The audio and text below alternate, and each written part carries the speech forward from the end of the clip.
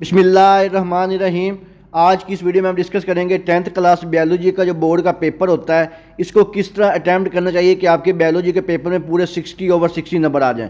बहुत से स्टूडेंट्स के मैसेज और कमेंट्स आ रहे थे कि सर हम पेपर में सवाल बिल्कुल ठीक लिख के आते हैं, उसके बावजूद हमारे पूरे 60 नंबर नहीं आते। तो आज एक ऐसे स्टूडेंट्स का पेपर आपके साथ मैं शेयर करूँगा जिसके पूरे बायोलॉजी के पेपर में 60/60 मार्क्स थे, और साथ में आपको ये भी बताऊँगा कि आपने जो 10th क्लास बायोलॉजी का पेपर है इसको अटैम्प्ट किस तरह करना है, जो शॉर्ट क्वेश्चन है इसकी लेंथ कितनी होनी चाहिए, कैसे हेडिंग बनानी चाहिए, और जो लॉन्ग क्वेश्चन है इसको कैसे अटैम्प्ट करना चाहिए। तो जैसे ही आपको सब्जेक्टिव पेपर की शीट मिलती है, सबसे पहले आपने उसके ऊपर लिखना होता है सब्जेक्टिव टाइप। उसके बाद जो आपने क्वेश्चन करना होता है, जैसे आपका सबसे पहला जो शॉर्ट क्वेश्चन का पोर्शन होता है क्वेश्चन नंबर 2 के नाम से होता है, इसको आपने वहाँ पे मेंशन करना होता है। वो मेंशन करने के बाद आपने जो वाला पार्ट करना है उसका सिर्फ नंबर देना है। अगर आप पहला पार्ट कर रहे हैं क्वेश्चन नंबर 2 का तो आपने उसका नंबर देना है, और अगर दूसरा कर रहे हैं तो उसका नंबर देना है। पार्ट नंबर लिखने के बाद उसके बाद जो क्वेश्चन है आपने वो मुकम्मल नहीं लिखना, उसकी सिर्फ एक छोटी सी हेडिंग दे देनी जिससे पता चल जाए पेपर चेकर को कि आप कौन सा क्वेश्चन लिख रहे हैं, यानी कि उसको आपका पेपर जो है सब्जेक्टिव पेपर वो देखना ना पड़े।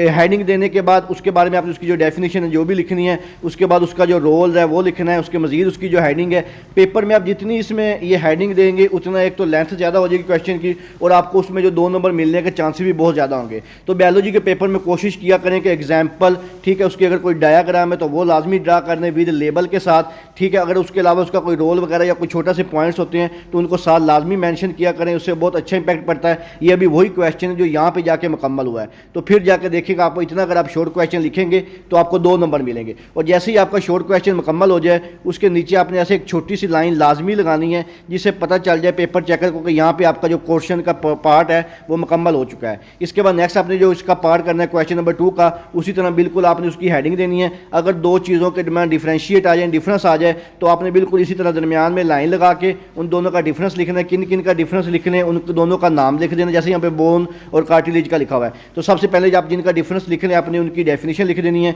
उसके बाद अगर उनकी कोई एग्जाम्पल वगैरह है तो वो लिख देनी है, एग्जाम्पल नहीं है तो उनके बारे में अगर मजीद कोई आगे हेडिंग आ रही है वो लिख देनी है, उसकी जो टाइप्स हैं वो लिख दें। अगर आप इतना क्वेश्चन लिखेंगे, यकीन करिए सिर्फ एक शॉर्ट क्वेश्चन है, अगर इतनी लेंथ का इस तरह आप क्वेश्चन लिखेंगे तो मैं यकीन के साथ कह सकता हूँ जो बोर्ड चेक करे आपको वो लाजमी 2 नंबर देगा। इसके बाद नेक्स्ट देख लेते हैं इसी का पार्ट, ये तीसरा एक क्वेश्चन किया हुआ है, क्वेश्चन नंबर 2 का तीसरा पार्ट है शॉर्ट क्वेश्चन का ही। देखिए किस तरह उसने सबसे पहले यहाँ पे उसका नंबर दिया है, ये भी डिफरेंशिएट वाला है, ठीक है। उसके बाद सबसे पहले जिन 2 चीज़ों के दरमियान डिफरेंशिएट लिखा हुआ उसका नाम लिखा है, फिर दोनों की डेफिनेशन, अगर कोई एग्जाम्पल है तो लाजमी एग्जाम्पल लिखें, कोई फिगर है, एग्जाम्पल है, जो भी चीज़ है ये लाजमी लिखें, इससे बहुत अच्छा इंपैक्ट पड़ता है और 2 नंबर जो आने के चांसेस हैं फुल हो जाते हैं। इसके बाद नेक्स्ट उसने जो पार्ट किया हुआ बिल्कुल उसी तरह जैसे मैंने अभी आपको बताया है, उसका नंबर देना है। उसके बाद जो क्वेश्चन है उसकी छोटी सी कोई हेडिंग अंदर से निकाल के वो दे देनी है, उसकी डेफिनेशन, उसके बारे में हल्की सी डिटेल बतानी है, और कोशिश करें कि जो आपका शॉर्ट क्वेश्चन हो कम अज़ कम ये 3 से 4 लाइनों के ऊपर आए, फिर इसके जो 2 नंबर मिलने के चांसेस बहुत ज़्यादा होते हैं। फिर इसी तरह ये नेक्स्ट आप देख लें, बायो में जो ज़्यादातर क्वेश्चन आते हैं वो डिफरेंशिएट के रिलेटेड आते हैं, बिल्कुल इसी तरह यहाँ पे डिफरेंशिएट लिखा हुआ है, जिन 2 चीज़ों के दरमियान डिफरेंशिएट है उनके नाम लिखे हुए हैं, फिर दोनों की डेफिनेशन लिखी है, दोनों की एग्जाम्पल लिखी हुई है। एग्जाम्पल लिखने के बाद यहाँ पे जहाँ पे आपका क्वेश्चन खत्म हो जाए यहाँ पे आपने लाइन लगा देनी ताकि पता चल जाए यहाँ पे आपका क्वेश्चन जो है 2 नंबर का मुकम्मल हो चुका है। इसके बाद नेक्स्ट इसी का एक पार्ट किया हुआ है, बिल्कुल उसी तरह एक हेडिंग दी है। हेडिंग के बाद देखें यहाँ पे कितनी उसने तकरीबन 4 से 5 लाइनें जो लिखी हुई है क्वेश्चन की, उसके अंदर अगर कोई इस तरह का नाम आ जाए, कोई डेट आ जाए, कोई साइंटिस्ट का नाम आ जाए, कोई मशहूर नाम आ जाए, उसको आप ऐसे मार्कर के साथ बोल्ड कर दिया करें, ये भी बहुत अच्छा इंपैक्ट पड़ता है और 2 नंबर आने के चांसेस जो है वो पक्के हो जाते हैं। इसके बाद नेक्स्ट देख लेते हैं, बिल्कुल उसी तरह ये एक और क्वेश्चन किया हुआ है, डिफरेंशिएट ही लिखा हुआ है, ये भी 2 चीज़ों के दरमियान नंबर की हेडिंग दी हुई है क्वेश्चन की, जिन 2 चीज़ों का डिफरेंशिएट लिखना है उनके नाम लिखे हुए हैं, फिर दोनों की डेफिनेशन लिखी हुई है।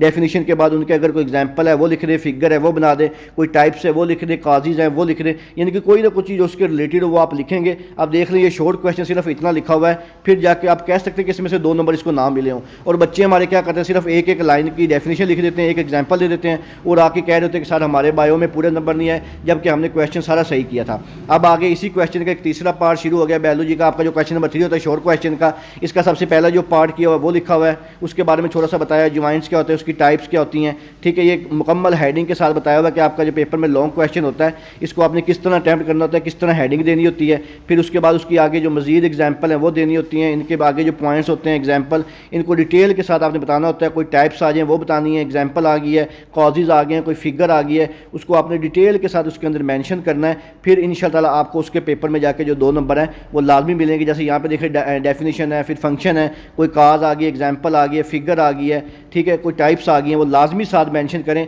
फिर आपको जो बायोलॉजी के पेपर में 2 क्वेश्चन के जो 2 नंबर हैं वो आपको लाजमी मिलेंगे। यहाँ पे मजीद नेक्स्ट एक क्वेश्चन किया हुआ है, इसी का अगला पार्ट किया हुआ है। जैसे आपने सिर्फ पेपर का पैटर्न देखना है कि जो शॉर्ट क्वेश्चन आ जाए आपने उसको किस तरह लिखना है कि आपको जो पूरे नंबर हैं वो मिल जाए। यहाँ पे फिर क्वेश्चन किया हुआ है, जो क्वेश्चन उसकी हेडिंग, उसकी डेफिनेशन, फिर उसके बारे में थोड़ा सा मजीद बताया हुआ है, और फिर देखें जाके उसको पूरे जो है 2 नंबर वो 100% मिलते हैं। फिर यहाँ पे नेक्स्ट क्वेश्चन किया हुआ है, उसी के 2 चीज़ों के मैं डिफरेंशिएट लिखा हुआ है। सबसे पहले उनकी डेफिनेशन है, आपने जब भी 2 चीज़ों के डिफरेंशिएट लिखना है उनके बारे में आपने लाजमी बताना है कि किन के बारे में लिख दें।